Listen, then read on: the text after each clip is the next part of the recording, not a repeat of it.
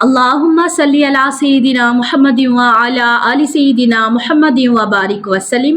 Daily Islamic network YouTube channel پر آپ سب کو خوش آمدید۔ یوم عاشوراء 10 محرم الحرام کو امام حسین علیہ السلام نے جب اتنی بڑی قربانی دی، اسلام کو زندہ کیا، اسلام کے ساتھ وفا کی، اللہ تعالیٰ کے ساتھ وفا کی، اتنی بڑی مثال نہیں ملتی ہے۔ تو امام حسین علیہ السلام کے پاس ان کا ساتھ دینے کے لیے ایک جنات کا بادشاہ تھا جس کا نام تھا ظافر۔ وہ بادشاہ تھا تمام جنات کا۔ تو وہ بادشاہ اپنی تمام فوج کے پاس آتا ہے، امام حسین علیہ السلام کے پاس آتا ہے تمام فوج کو لے کر۔ تو وہ پورا مکمل واقعہ اس طرح ہوتا ہے کہ جو ظافر تھا وہ ایک جن تھا اور جنات کا بادشاہ ہے، شہنشاہ ہے۔ یوم عاشوراء کے دن اس کی شادی ہوتی ہے۔ وہ تخت پر بیٹھا ہوتا ہے، اس کو تاج پہنایا جاتا ہے، تخت اس کے لیے سجایا گیا ہوتا ہے، طرح طرح کے کھانے بنائے گئے ہوتے ہیں، سارے جنات اس کی دعوت میں شریک ہوئے ہوتے ہیں۔ تو اس دن نے اچانک کیا ہوتا ہے کہ وہ اپنے جشن میں مصروف تھا۔ 10 محرم 61 ہجری کو یوم عاشوراء کے دن اس کی جشن کا دن تھا، اس کی شادی ہو رہی تھی۔ تو اچانک اس کا تخت جو ہے وہ لرزنا شروع ہو جاتا ہے۔ تو وہ پریشان ہو جاتا ہے کہ کیا ہوا۔ تو اچانک اس کے 2 جو غلام ہوتے ہیں جنات، وہ روتے ہوئے حاضر ہوتے ہیں اور عرض کرتے ہیں کہ آقا، کیا آپ کو معلوم ہے کہ ہمارے آقا و مولا حضرت امام حسین علیہ السلام کے ساتھ یزیدیوں نے کربلا میں کیا کیا؟ تو وہ چونک جاتا ہے اور پوچھتا ہے کہ بتاؤ کیا ہوا۔ تو وہ بتاتے ہیں کہ اس طرح ان کے تمام ساتھیوں کو شہید کر دیا گیا ہے اور آپ اکیلے تنہا وہاں پر کربلا میں یزیدیوں کے سامنے اللہ کے دین کی خاطر کھڑے ہیں، ڈٹ کر کھڑے ہیں۔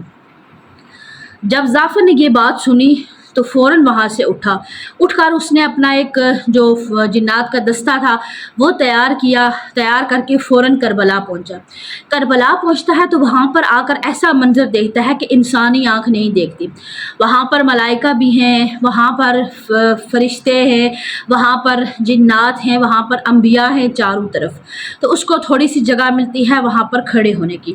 وہ وہاں پر کھڑا ہو جاتا ہے تو بڑا روتا ہے، تڑپتا ہے کہ اے کاش میں امام حسین علیہ السلام کی کام آ سکوں، اپنی جان ان پر قربان کر سکوں۔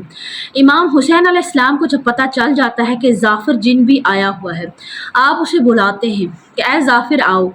ظافر جاتا ہے امام حسین علیہ السلام کے پاس اور عرض کرتا ہے کہ اے مولا، آپ مجھے حکم کریں، میں تمام یزیدی فوج کو تباہ و برباد کر کے رکھ دوں گا۔ تو امام حسین علیہ السلام فرماتے ہیں کہ نہیں، ایک تو یہ اصول کے خلاف ہے کہ انسان کے اور جنات کی جنگ نہیں ہوتی، دوسرا یہ ناانصافی ہے اور میں انصاف کا پرچار کرنے آیا ہوں، ناانصافی نہیں کرنے آیا۔ ہر مخلوق کے ساتھ میں انصاف کرنے آیا ہوں۔ تو انصاف یہی ہے کیونکہ تم انہیں دیکھ سکتے ہو، تم انہیں تباہ کرو گے، مارو گے، برباد کرو گے، لیکن وہ تمہیں نہیں دیکھ سکتے۔ تو اس لیے انسانوں کی اور جنات کی جنگ نہیں ہو سکتی، انسانوں کی انسانوں کے ساتھ جنگ ہوتی ہے۔ لیکن ظافر جن نے بات نہ مانی، وہ ضد پر اڑا رہا اور کہا کہ نہیں، آپ مجھے اجازت عنایت فرمائیں، میں 1 سیکنڈ کے اندر ان کو تباہ و برباد کر دوں۔ تو آپ نے فرمایا کہ یہ اصولوں کے خلاف ہے۔ پھر اس نے کہا کہ اگر میں آپ کو دلیل دوں، تو آپ نے فرمایا کہ اچھا بتاؤ۔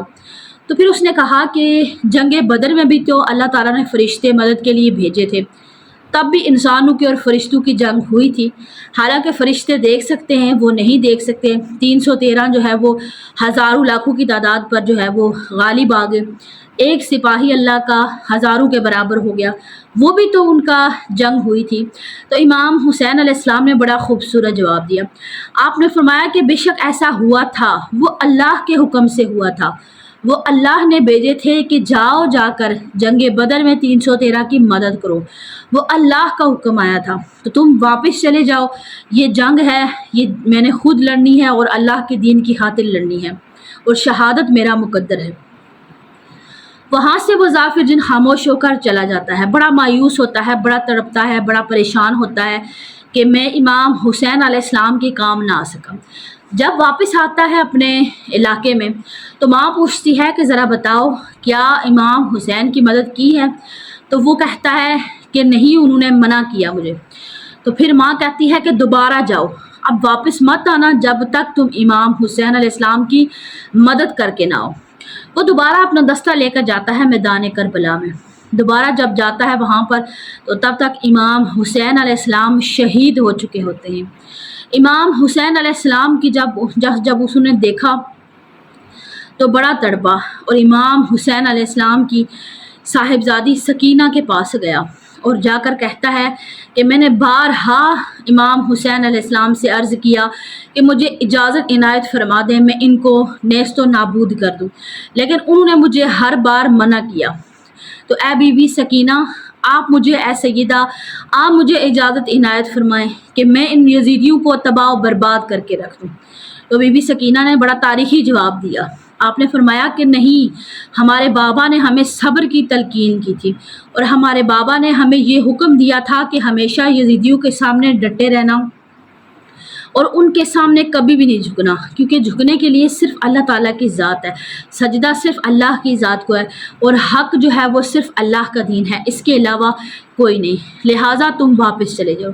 تو وہ پھر کہا جاتا ہے روایات میں کہ وہ جن واپس چلا گیا، اور پھر بعد روایت میں یہ بھی لکھا جاتا ہے کہ وہ جن واپس گیا اپنے علاقے میں، لیکن اس کے بعد کبھی بھی اس نے دنیا میں قدم نہیں رکھا۔